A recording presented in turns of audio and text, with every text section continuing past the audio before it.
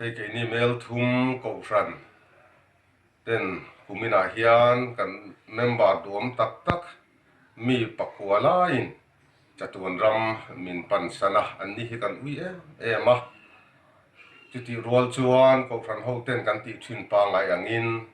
sun na hun program ur sun taka kan man thin te kan mang thei lo hi poi kan ti tak zeta isanina hian media kal tangin an mani hriat reng na hun man kan han tuma heta hian ko ran mi puite kan zawai min thir sak turin kan be se in kan ngen chewa tin ko har chung te ang kalsan tak zong zong te kan tot pui tak zet chewa chatuan rama him taka kanin mu khom le hi kan be se tlatani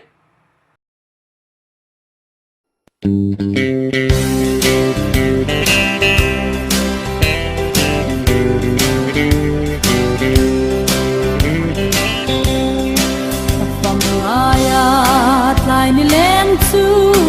thin lai a zing ria ye ir le reng hian an moi si lo nu tiang an son kho vel ram hi an su lin nu run chu zau le lai twal zong te ka tra mi tui an chang zo ta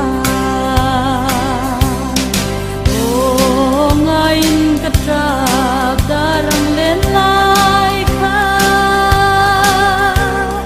run chung na bang mai na real tui ang adaye sum kim te a dim lai ni zong pha katra nan chang zo ta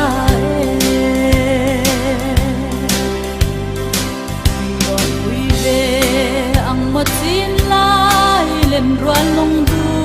te hian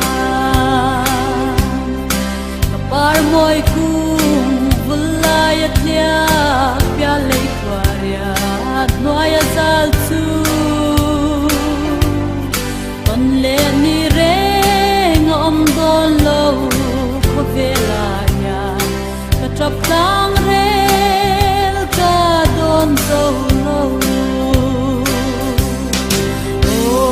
ngain katrap darang len lai kha run chung na bang mai na real tui ang adaye chung kim te a him lai ni zong pha katra nan chang zo ta